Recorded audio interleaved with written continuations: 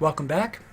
We now come to part 4 of our discussion of upper motor neuronal systems for motor control. And we come to a topic that has always intrigued me, and I've always found it very much fun to explore and to talk about.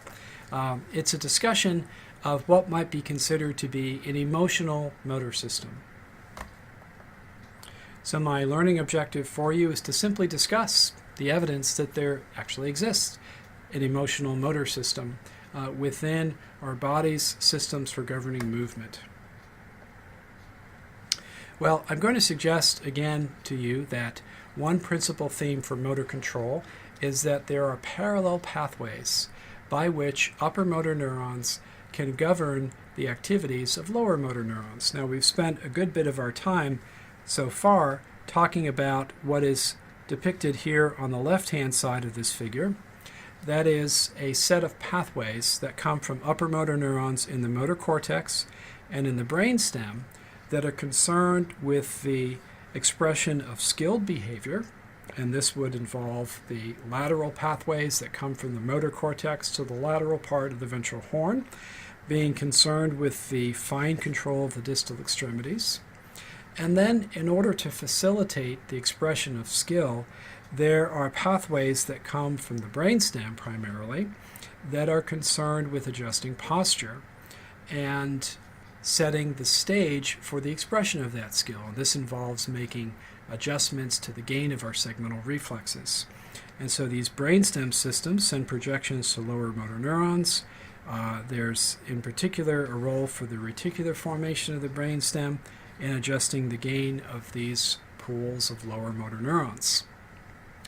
Now, what I'd like to turn to is the concept that in parallel, there are projections from other parts of the forebrain, other regions that give rise to connections primarily to the reticular formation of the brainstem, but perhaps also directly to pools of lower motor neurons in the brainstem and the spinal cord.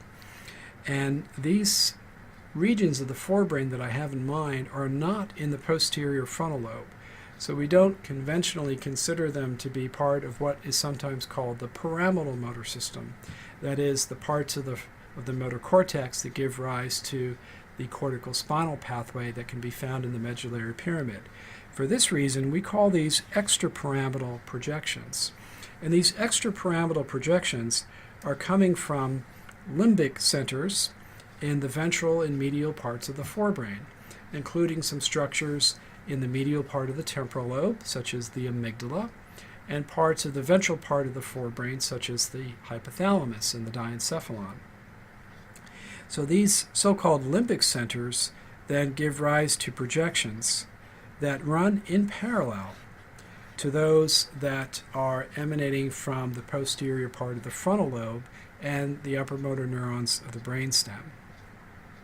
So these pathways are largely involved in the expression of non-volitional behavior that we associate with emotion. These pathways are also those that are engaging our bodily systems, both our somatic motor systems and our visceral motor systems, for emergency situations that might require fight or flight.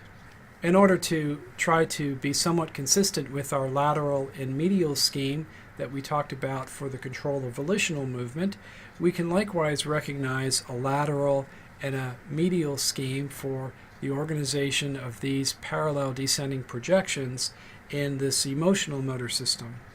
The lateral system is involved in expressing specific emotional behaviors, particular gestures of our facial region, for example, that communicate particular emotion, or particular postures that are involved in nonverbal communication. These tend to run through pathways that can be found in a more lateral region of the tegmentum of the brainstem. There are more medial pathways that are concerned with setting the stage, and these pathways are adjusting gain of reflexes, perhaps making it more or less likely that we might express a particular emotional behavior in our facial muscles. So let me give you an example of this emotional motor system in action. So I'm going to use some now quite old pictures of my son, who is now in his adolescent years. But in his younger years, it was very instructive for me to think about the operation of a pyramidal motor system for volitional control, and the operation of an emotional motor system, which moved the muscles of the face and our posture in a way that conveyed true emotional significance. Well, let me show you a picture of my son when he was about 18 months old. So typically when we would approach him, his name is Jonathan, and we would try to get him to smile. We'd say, you know, smile for the camera, Jonathan. This is what we would get. Something that we sometimes call around here a cheesy smile, because sometimes people say cheese in front of a camera to try to create sort of a false impression of an actual emotional smile, when in fact it is a volitional motor act. And so this is what my son is doing here. So we're trying to get him to smile, and you can see that he is constricting his orbicularis oculi.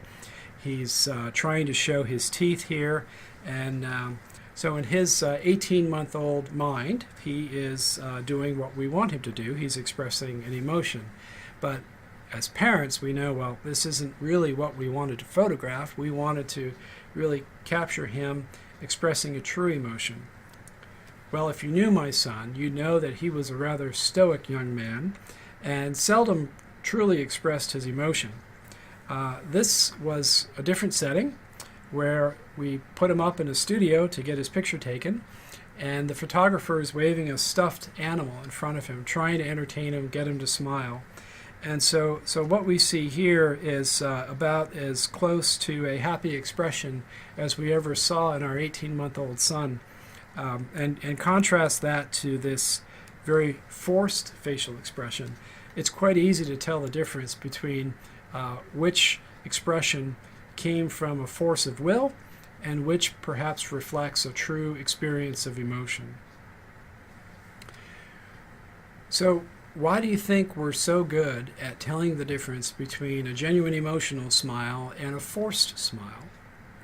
Well, I think partly the answer is that we understand, whether we articulate in these terms or not, that there are different neural centers in the forebrain that are organizing the expressions in the human face that are conveying genuine emotion or a contrived volitional motor act that is meant to imitate that emotion. Well, the genuine emotion that we might experience and express in the muscles of our face is motivated primarily by the medial divisions of the premotor cortex that run into the banks of the cingulate sulcus. In fact, there's a region right in about this region of the human brain called the cingulate motor area. And this region is active when we express an emotional smile. However, if we present a cheesy smile, a pyramidal smile to a camera, that smile is being organized and executed by motor circuits in the lateral and inferior part of the premotor and primary motor cortex. This is a pathway that runs along the cortico-bulbar path in parallel with the cortical spinal fiber. So we consider this to be part of our pyramidal motor system. So quite different regions of the forebrain are responsible for the emotional smile and what we sometimes call the pyramidal smile. Now, if you view the tutorial that I've prepared to discuss the control of facial expression by upper motor neurons, you'll realize that there's also an important clinical sign that can be associated with the connection between these two different parts of the premotor cortex and the lower motor circuits of the facial motor nucleus. So please take some time and review that tutorial, because testing of facial motor performance is a key part of the neurological exam. I'd like to give you one more example of how our volitional motor systems and our emotional motor systems are integrated and coordinated to produce a desired motor output. In this case, the example is human speech. Now, my speech isn't particularly emotional at the moment. I suppose it could be, but you sort of know what you're getting from me at this point in the course. But nevertheless, we can break down speech into different components, right? So there is the pure active vocalization, that is just producing the sound itself, so that requires some coordination of motor output. And then there is, of course, what we're interested in, and that is the semantic content of speech that comes with the production of the phonemes that are representing the vowels and the syllables and the structure of the vocalization that conveys the semantic content. So it's necessary to integrate these two components of speech in order to actually produce understandable human language. So how does this happen? So these different aspects of speech are coordinated by motor output from the brainstem. So for example, one needs to coordinate the movements of the mouth, mouth opening, contractions of the floor of the mouth, the movements of the tongue, movements of the pharynx and the larynx, in order to coordinate that vocal motor apparatus for the production of the speech sounds that are necessary for intelligible language. But there's also coordination of respiratory rhythms and the muscles that force air through the larynx. So there's additional musculature that must be coordinated with the vocal motor apparatus found in the oral pharynx and in the larynx. And so this all occurs through the activity of lower motor circuits. And these motor circuits involve the nucleus ambiguus, the facial nucleus, the trigeminal motor nucleus, the hypoglossal nucleus, and the dorsal motor nucleus of vagus. So already you can understand the complexity of motor output that is required to make human speech. Well, when we back up now and consider how do upper motor neurons govern these lower motor neurons, we learn a little bit about the organization of parallel pathways. So concerning the semantic content of speech, this information is processed in our lateral premotor cortex in that very special part that we call Broca's area that is especially concerned with expressing human speech. Well, Broca's area, being part of our premotor cortex, sends projections to these lower motor neurons. It also sends connections through our primary motor cortex that interact with these lower motor circuits, and this helps give some structure to the vocal articulation of speech. But these signals would not be sufficient in and of themselves to produce speech. In addition to those projections that are emanating from the lateral part of the premotor cortex, we also need to engage our medial premotor regions, as well as structures including the amygdala and the hypothalamus that are going to be important for imbuing speech with emotion. And so there are relays from these ventral and medial regions of the forebrain to structures in the brainstem, including cell groups that are part of this periaqueductal gray region of the midbrain. And in turn, the periaqueductal gray sends connections to the reticular formation, especially parts of the medullary reticular formation, that then interact with our lower motor circuits. So the coordination of these two limbs is what is necessary to produce human speech. So of course, ultimately that coordination is derived from executive centers in the prefrontal cortex.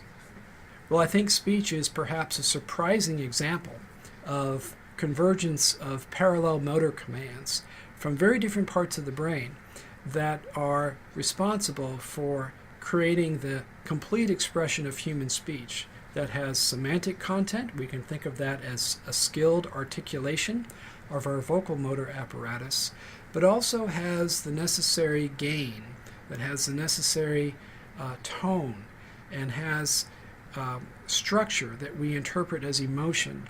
And these signals are modulated by very different parts of the premotor cortex and even regions of the brain that are outside of our conventional collection of centers that we call the motor system.